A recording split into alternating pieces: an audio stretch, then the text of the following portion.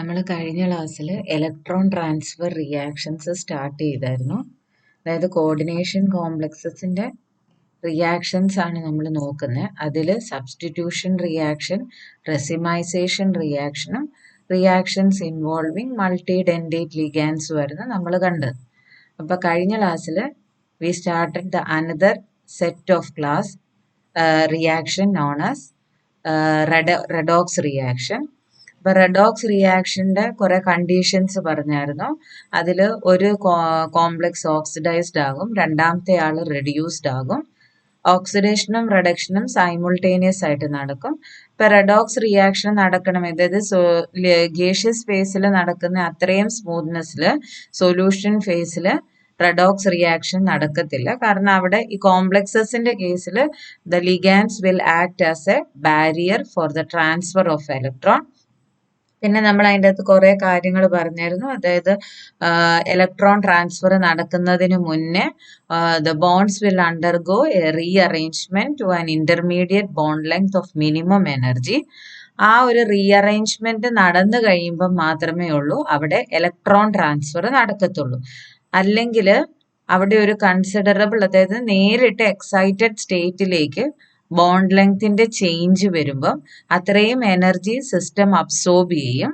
എന്നിട്ട് പിന്നെ എക്സൈറ്റഡ് സ്റ്റേറ്റിൽ ആ ബോണ്ട് തന്നെ ആയിരിക്കുമല്ലോ നിൽക്കുന്നത്, അത് തന്നെ പിന്നെ ഡി എക്സൈറ്റ് ചെയ്ത് ഗ്രൗണ്ട് സ്റ്റേറ്റിലേക്ക് പോവുകയാണ്. അപ്പൊ അവിടെ ആ law of conservation of energy അവിടെ മെയിൻറ്റെയിൻ ചെയ്യുന്നില്ല.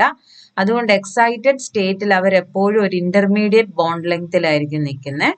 ഇലക്ട്രോൺ ട്രാൻസ്ഫർ നടന്നു കഴിഞ്ഞ് കഴിയുമ്പം അവർ ഡി എക്സൈറ്റ് ചെയ്ത് ഗ്രൗണ്ട് സ്റ്റേറ്റിലേക്ക് വരും. അപ്പൊ അവരാ അബ്സോർബ് ചെയ്തിരുന്ന എനർജി അവരവിടെ റിലീസ് ചെയ്യുമെന്നാണ് പറഞ്ഞത്. അപ്പൊ രണ്ട് മെക്കാനിസം ഉണ്ടെന്ന് ഞാൻ പറഞ്ഞായിരുന്നു for a redox reaction. One is outer sphere mechanism and the second one is inner sphere mechanism. Today we will study outer sphere mechanism. അതായത് ഔട്ടർ സ്പിയർ മെക്കാനിസം എന്താണ്, ആ മെക്കാനിസത്തിൽ ഇൻവോൾവ് ആകുന്ന പ്രോസസ്സ് ഏത്, അല്ലെങ്കിൽ അതിന്റെ സ്റ്റെപ്സ് ഏതൊക്കെയാണെന്നാണ് നോക്കുന്നത്. അപ്പൊ ഔട്ടർ സ്പിയർ മെക്കാനിസം എന്ന് പറയുമ്പോൾ, in an outer sphere mechanism the complexes will come into contact without sharing a bridging ligand and the electrons tunnel from one metal atom to another. അപ്പൊ inner sphere മെക്കാനിസവും outer sphere മെക്കാനിസവും തമ്മിലുള്ള വ്യത്യാസം എന്ന് പറഞ്ഞാൽ, inner sphere മെക്കാനിസത്തിന്റെ അകത്ത് ഒരു ബ്രിഡ്ജിംഗ് ലിഗാൻഡ് കാണും. ആ ബ്രിഡ്ജിംഗ് ലിഗാൻഡ് ആണ് രണ്ട് മെറ്റൽ സെന്റേഴ്സിനെയും കൂടെ കണക്ട് ചെയ്യുന്നത്. ഔട്ടർ സ്പിയർ മെക്കാനിസത്തിന്റെ അകത്ത് ഇങ്ങനെ ഒരു ബ്രിഡ്ജിംഗ് ലിഗാൻഡ് കാണത്തില്ല. അപ്പൊ ഇലക്ട്രോൺ ട്രാൻസ്ഫർ നടക്കുന്നതെന്ന് പറഞ്ഞാൽ it occurs by tunneling effect. Quantum tunneling നിങ്ങൾ പഠിച്ചിട്ടുള്ളതാണ്. ഒരു എനർജി ബാരിയറിനെ അകത്തൂടെ ഇലക്ട്രോൺസിന് ടണൽ ചെയ്ത് പോകാൻ പറ്റുന്നതിനാണ് നമ്മൾ ക്വാണ്ടം മെക്കാനിക്കൽ ടണലിംഗ് എന്ന് പറയുന്നത്. അപ്പൊ അങ്ങനെ ടണലിംഗ് ഇഫക്റ്റ് ഇലക്ട്രോൺസ് കാണിക്കുന്നത് കൊണ്ട് they can travel through a long distance and considerable orbital overlapping will be take placing. അപ്പൊ ഔട്ടർ സ്പിയർ മെക്കാനിസത്തിന്റെ അകത്ത് ഇലക്ട്രോൺ ടണലിംഗ് വഴിയാണ് the electrons are transferred from one metal atom to another. Another important point regarding outer sphere mechanism is, in outer sphere mechanism, the bonds are neither made nor broken in either of the metal complex reactants. അപ്പൊ കഴിഞ്ഞ ക്ലാസ്സിൽ നമ്മൾ കുറെ examples കണ്ടായിരുന്നു. അപ്പൊ അതിൽ നമ്മൾ ചില എക്സാമ്പിളിന്റെ അകത്ത് ഓക്സിഡേഷൻ സ്റ്റേറ്റ് ചേഞ്ച് ചെയ്യുന്നതായിട്ട് മാത്രമേ കാണിക്കുന്നുള്ളൂ. അതിന്റെ മെറ്റൽ സെന്ററിനോ അതിലുള്ള നമ്പർ ഓഫ് ലിഗാൻസിനോ ഒന്നും ഒരു വ്യത്യാസം വരുന്നില്ല. അപ്പൊ അങ്ങനെയുള്ള reactions they follow outer sphere mechanism. In outer sphere mechanism the bonds are neither broken nor formed in either of the metal complex reactant. ഇതിന്റെ അകത്ത് the ligands does not undergo bridging mode in the coordination sphere of the complex As a result, the coordination sphere of the metal complex remains intact. Intact എന്ന് പറഞ്ഞു കഴിഞ്ഞാൽ ഒരേപോലെ ഇരിക്കും റിയാക്ടന്റിന്റെയും പ്രോഡക്റ്റിന്റെയും. Coordination സ്പിയറിൽ അവിടെ ഒരു bridging concept വരുന്നില്ലാത്തത് കൊണ്ട് the coordination sphere of both the metal complexes will remain intact. So, these are the reactions in which the coordination sphere of the ions undergoing redox reaction is not altered. Coordination സ്പിയറിൽ അതായത് ആ ലിഗാൻസിന്റെ നമ്പറിൽ ഒരു ചേഞ്ചും വരുന്നില്ല. അതാണ് നമ്മൾ ഈ the coordination sphere remains intact എന്ന് പറയുന്നത്, അല്ലെങ്കിൽ നോട്ട് ഓൾട്ടേർഡ് എന്ന് പറയും. ശരിക്കും the electron transfer, here in the electron transfer, the ligands are acting as the electron conduction medium, and the coordination shell of both the reactants involved must be inert towards substitution to prefer outer sphere mechanism. കാരണം അവിടെ electron transfer faster റേറ്റിൽ നടക്കണം than substitution reaction. ഇപ്പം റിയാക്ടൻസിന്റെ അകത്ത് coordination sphere ലബായിലാണെങ്കിൽ there is a possibility of undergoing substitution reaction അല്ലേ.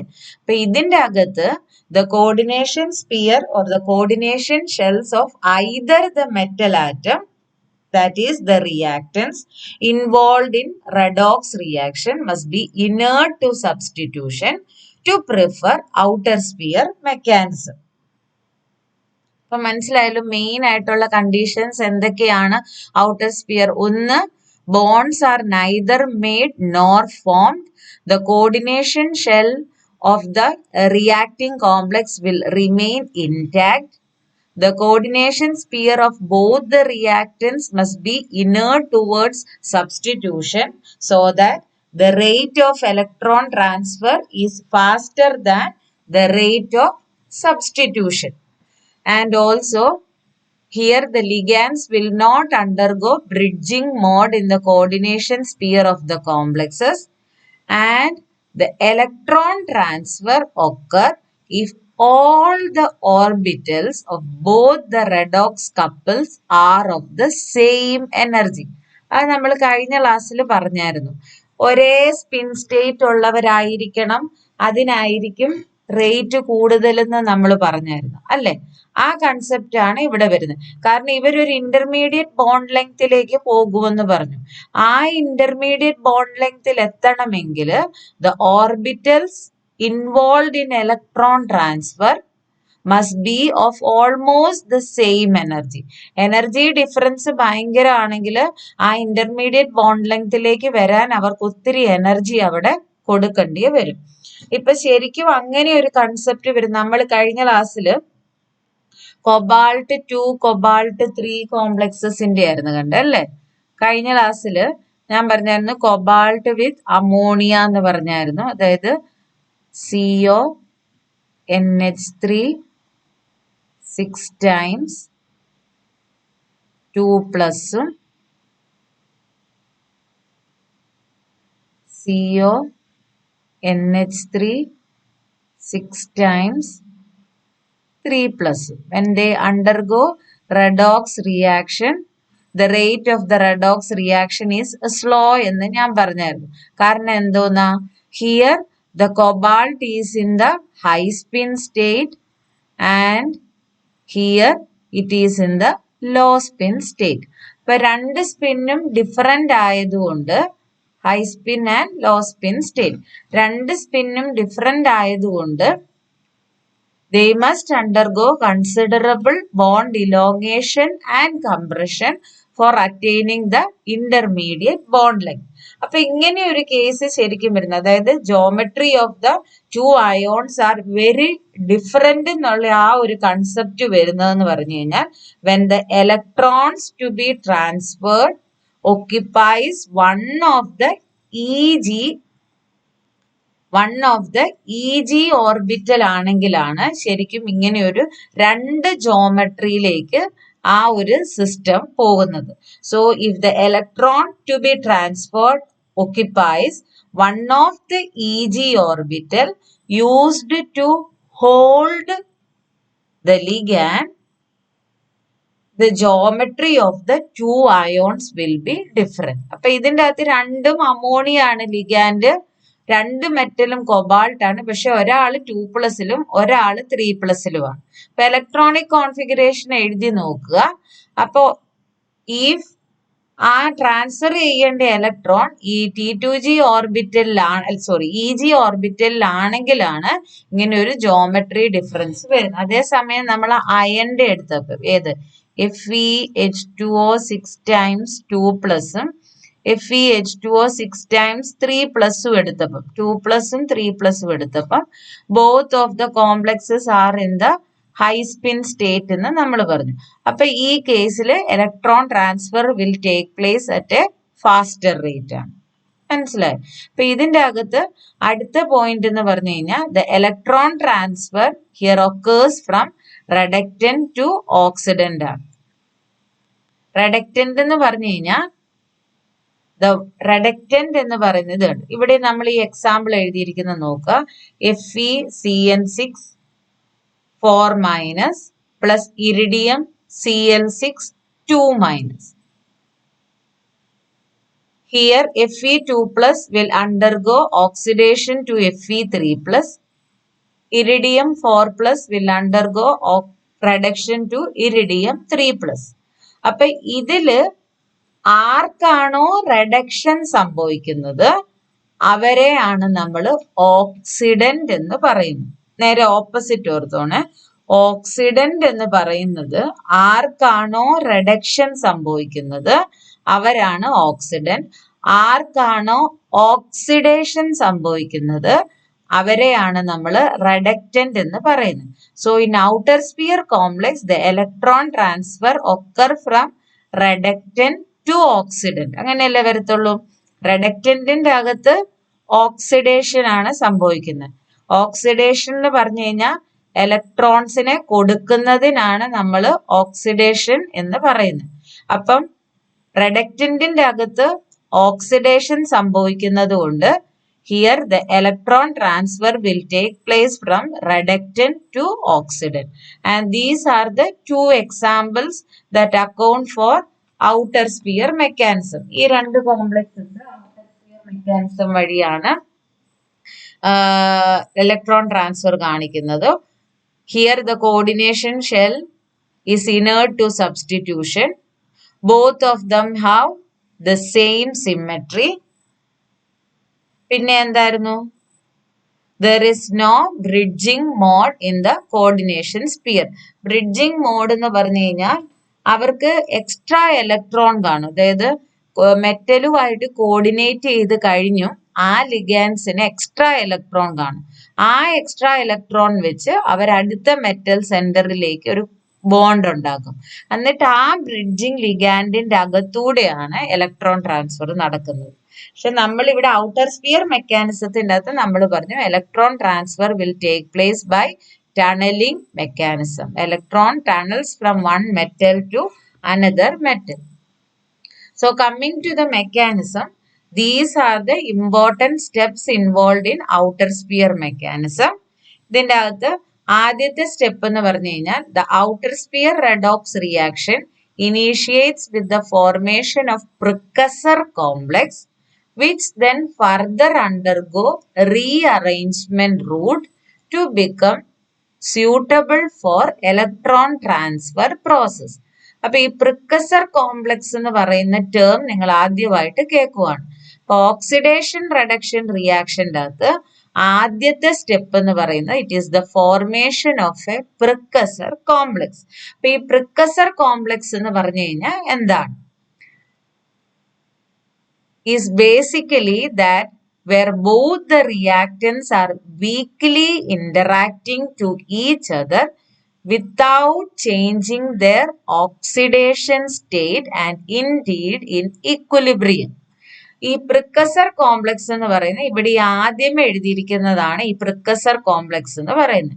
അതായത് റെഡോക്സ് റിയാക്ഷൻ്റെ അകത്ത് അല്ലെങ്കിൽ ഔട്ടർ സ്പിയർ മെക്കാനിസത്തില് ആദ്യമേ ഓക്സിഡന്റും റെഡക്റ്റന്റും കൂടെ they will come together to form a precursor complex. ഇപ്പൊ നമുക്കറിയാം in order to the electron transfer to take place, the energies of the participating orbitals must be the same. അതൊക്കെ നമ്മൾ കഴിഞ്ഞ ക്ലാസ്സിൽ പറഞ്ഞു. അപ്പൊ ഇതിന്റെ അകത്ത് റിയാക്ഷൻ അല്ലെങ്കിൽ ഇലക്ട്രോൺ ട്രാൻസ്ഫർ നടക്കുന്നതിന് മുന്നേ അല്ലെങ്കിൽ ഈ ബോണ്ട് റീഅറേഞ്ച്മെന്റ് നടക്കുന്നതിന് മുന്നേ ഓക്സിഡന്റും റെഡക്റ്റന്റും കൂടെ അടുത്ത് വന്ന് they will come together and will undergo some rearrangement for the electron transfer to take place. ഇപ്പൊ ഇലക്ട്രോൺ ട്രാൻസ്ഫർ നടക്കുന്നതിന് മുന്നേ ഉണ്ടാകുന്ന കോംപ്ലക്സ് ആണ് ഈ പ്രിക്കസർ കോംപ്ലക്സ് എന്ന് പറയുന്നത്. പ്രിക്കസർ കോംപ്ലക്സിന്റെ അകത്ത് ഇലക്ട്രോൺ ട്രാൻസ്ഫർ നടക്കണമെങ്കിൽ അവരാ ഇന്റർമീഡിയറ്റ് ബോണ്ട് ലെങ്തിലേക്ക് വരണം. ആ ഒരു സ്റ്റേജ്, ആ ഇന്റർമീഡിയറ്റ് ബോണ്ട് ലെങ്തിലേക്ക് വരുന്ന ഒരു സ്റ്റേജിനാണ്. കാരണം ആ ഇന്റർമീഡിയറ്റ് ബോണ്ട് ലെങ്ത് വന്നാൽ മാത്രമേ ഉള്ളൂ electron transfer will take place. ആ ഒരു സ്റ്റേജ് അല്ലെങ്കിൽ ആ ഒരു കോംപ്ലക്സിനെയാണ് നമ്മൾ ശരിക്കും പ്രിക്കസർ കോംപ്ലക്സ് എന്ന് പറയുന്നത്. ശരിക്കും അതിന്റെ ഈ ഇങ്ങനെ എഴുതിയിരിക്കുന്നതെന്ന് പറഞ്ഞു കഴിഞ്ഞാൽ ഇവര് തമ്മിൽ ഒരു ബോണ്ട് ഫോർമേഷൻ ഒന്നുമില്ല കേട്ടോ. The reactants are weakly interacting to each other എന്നാണ് നമ്മൾ പറയുന്നത്. അത് കഴിഞ്ഞ് കഴിയുമ്പം the reorganisation of the precursor complex will take place for electron transfer followed by relaxation to successor complex. അപ്പം അവരുടെ പ്രിക്കസർ കോംപ്ലക്സിന്റെ അകത്ത് ബോണ്ട് റീഅറേഞ്ച്മെന്റ് നടന്ന് ഒരു ഇന്റർമീഡിയറ്റ് ബോണ്ട് ലെങ്തിലേക്ക് അവർ വരും. ആ ബോണ്ട് ലെങ്തിൽ വന്നു കഴിഞ്ഞ് കഴിയുമ്പം they will undergo electron transfer. Electron transfer followed by relaxation to successor complex. ഇതാണ് successor complex എന്ന് പറയുന്നത്. The last step is the dissociation of the successor complex leading to the formation of the product where both the complexes have changed their oxidation state by 1. അപ്പൊ അതാണ് ശരിക്കും successor ആദ്യമേ പ്രിക്കസർ ഉണ്ടാകും, അവിടെ bond rearrangement നടക്കും. പ്രിക്കസർ complex എന്തിനാ ഉണ്ടാകുന്നത്? പ്രിക്കസർ കോംപ്ലക്സിന്റെ അകത്ത് ബോണ്ട് റീഅറേഞ്ച്മെന്റ് നടന്ന് ഇലക്ട്രോൺ ട്രാൻസ്ഫറിന് വേണ്ടി ആ കോംപ്ലക്സിനെ പ്രിപ്പയർ ചെയ്യുവാണ് ചെയ്യുന്നത്. അത് കഴിയുമ്പം ഇലക്ട്രോൺ ട്രാൻസ്ഫർ നടന്നു കഴിഞ്ഞ് കഴിയുമ്പം we will call the complex as successor complex. ഈ സക്സസർ കോംപ്ലക്സ് പിന്നെ ഡിസോസിയേറ്റ് ചെയ്ത് നമുക്ക് പ്രോഡക്റ്റ് തരും. പ്രോഡക്റ്റിൽ എന്താ സംഭവിക്കുന്നത്? both the complexes have changed their oxidation state by 1. അപ്പൊ പരീക്ഷയ്ക്ക് ഒരു ചോദ്യം എന്ന് പറഞ്ഞു കഴിഞ്ഞാൽ ഡിഫൈൻ പ്രിക്കസർ കോംപ്ലക്സ് എന്ന് ചോദിക്കാം സെക്ഷൻ എയിൽ. അപ്പൊ ഈ മെക്കാനിസം എല്ലാം കൂടി അല്ല അവിടെ എഴുതി വെക്കേണ്ടത്. നമ്മൾ പ്രിക്കസർ കോംപ്ലക്സ് എന്നാന്ന് ഡിഫൈൻ ചെയ്യണം. അതായത് ഔട്ടർ സ്പിയർ മെക്കാനിസത്തിന്റെ അകത്ത് അല്ലെങ്കിൽ ജനറലി നമുക്ക് റെഡോക്സ് റിയാക്ഷൻ എഴുതാം. അതിൽ ഓക്സിഡന്റും റെഡക്റ്റന്റും കൂടെ അല്ലെങ്കിൽ മെറ്റൽ കോംപ്ലക്സസ് രണ്ടുപേരും കൂടെ they will come together to form a precursor complex. Precursor complexന്റെ അകത്ത് in order for the electron transfer to take place, the energy of the participating orbitals must be the same. അപ്പൊ ഈ precursor complexന്റെ activation നടക്കും, അല്ലെങ്കിൽ they will undergo a rearrangement or reorganization to an intermediate bond length so that electron transfer will take place. എന്നിട്ട് ഈ ഇക്വേഷനും കൂടെ എഴുതി കാണിച്ച് ഇതാണ് പ്രിക്കസർ കോംപ്ലക്സ് എന്ന് പറയുന്നത്. അല്ല ഔട്ടർ സ്പിയർ മെക്കാനിസം മുഴുവൻ അവിടെ എഴുതി വെക്കരുത്. പ്രിക്കസർ കോംപ്ലക്സ് എന്താണ് എന്നാണ് പറയേണ്ടത് കേട്ടോ. So the reorganisation of the precursor complex, അതായത് നമ്മൾ ഈ പറയുന്ന സെക്കൻഡ് സ്റ്റെപ്പില്ലേ for electron transfer followed by relaxation to successor complex is the rate determining step for the outer sphere mechanism.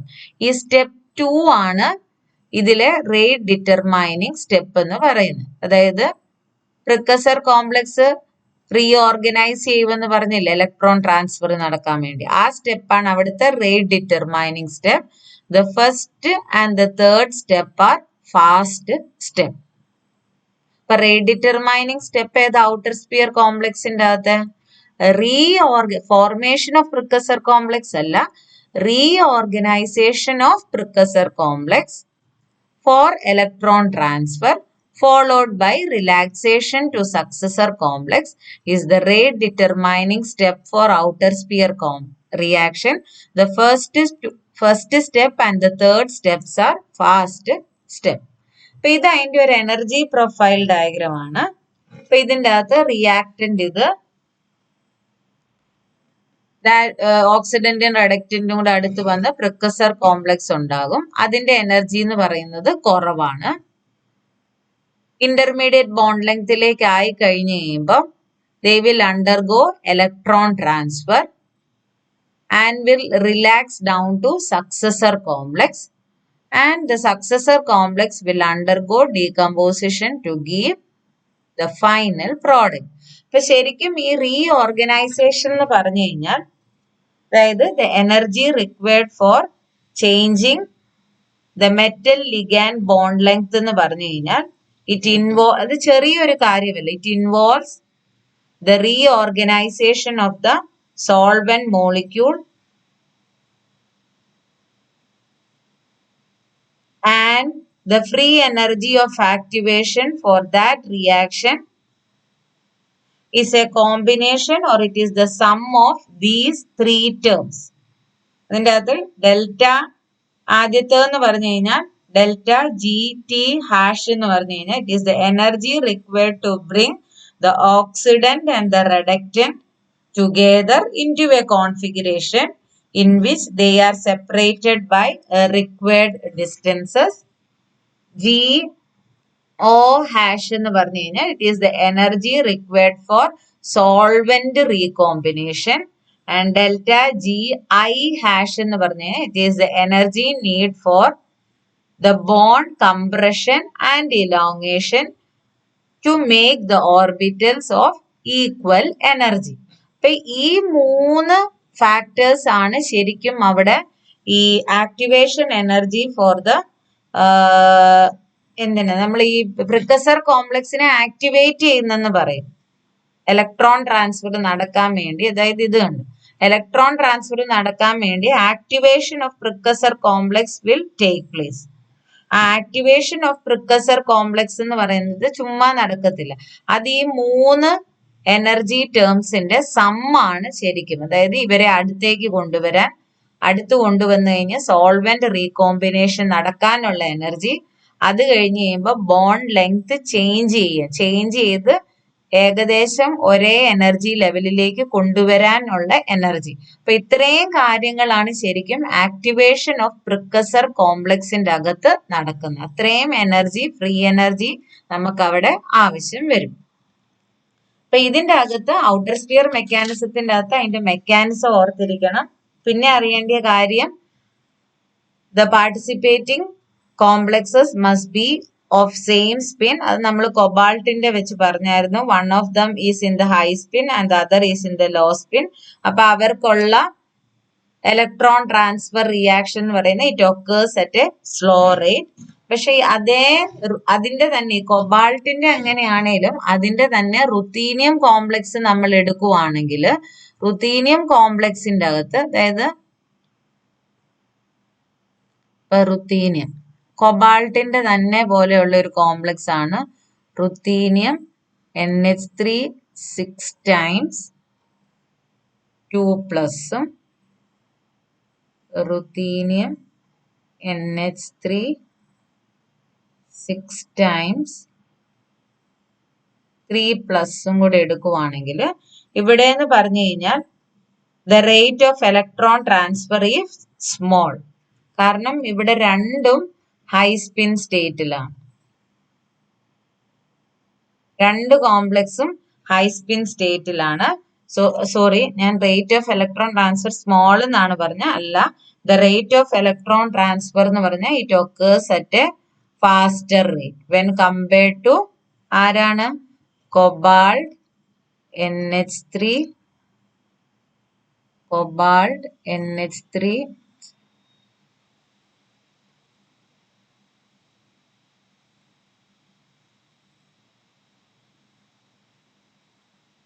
6 times 2 പ്ലസും അതിന്റെ 3 പ്ലസ് കോംപ്ലക്സും കൂടെ കമ്പയർ ചെയ്യുമ്പം which will react faster?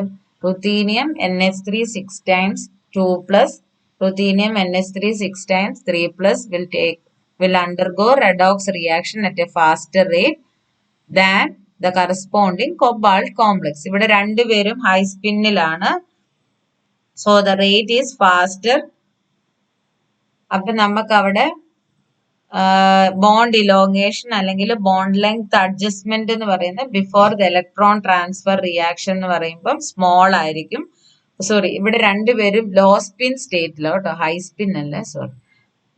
Both of them are in the low spin state. ഇപ്പം രണ്ടുപേരുടെയും geometry different ആയിരുന്നെങ്കിൽ the electron transfer will take place at a slow rate.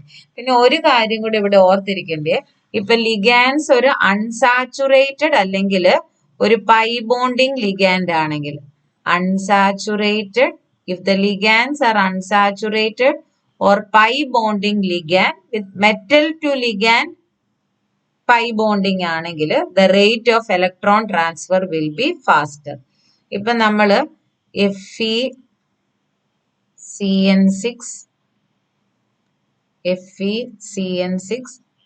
4 minus പിന്നെ FeCN6 3 minus ഈ system എടുക്കുവാണെങ്കിൽ CN എന്ന് പറയുന്നത് unsaturated ആണ്. when we compare the electron transfer of FeCN6 4 minus FeCN6 3 minus with FeH2O 6 times 2 plus and FeH2O 6 times 3 plus ഈ ഒരു രണ്ട് system നമ്മൾ എടുക്കുവാണെങ്കിൽ this will undergo electron transfer at a faster rate. കാരണം ഇവിടെ ഉള്ള ലിഗാൻഡ് എന്ന് പറഞ്ഞു കഴിഞ്ഞാൽ അൺസാച്ചുറേറ്റഡ് സിസ്റ്റം ആണ്. അപ്പൊ പൈ ബോണ്ടിങ് ഉണ്ടായതുകൊണ്ട് അവിടെ ഇലക്ട്രോൺസിന് സ്പീഡിൽ മൂവ് ചെയ്യാൻ പറ്റും. And this will also stabilise the lower valence state than the higher and the electrons can move fastly through the unsaturated system. അപ്പം ഇങ്ങനെ ആയിരിക്കും. ചിലപ്പം ഡയറക്റ്റ് ആയിട്ട് SAയ്ക്കകത്ത് write a note on the mechanism of redox reaction എന്ന് ചോദിക്കാം, അല്ലെങ്കിൽ outer sphere തന്നെ ചോദിക്കും, അല്ലെങ്കിൽ ഇങ്ങനെ ഡിഫൈൻ പ്രിക്കസർ കോംപ്ലക്സ് അങ്ങനെ ചോദിക്കാം, അല്ലെങ്കിൽ ഇതുപോലെ കമ്പാരിസൺ റിയാക്ഷൻസ് ചോദിക്കാം. അതായത് രണ്ട് റിയാക്ഷൻസ് തന്നിട്ട് ആരാണ് ഫാസ്റ്റ് ആയിട്ട് റിയാക്ട് ചെയ്യുന്നതെന്ന് ചോദിക്കും.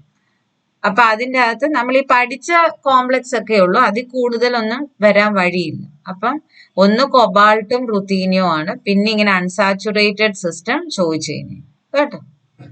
Okay, thank you.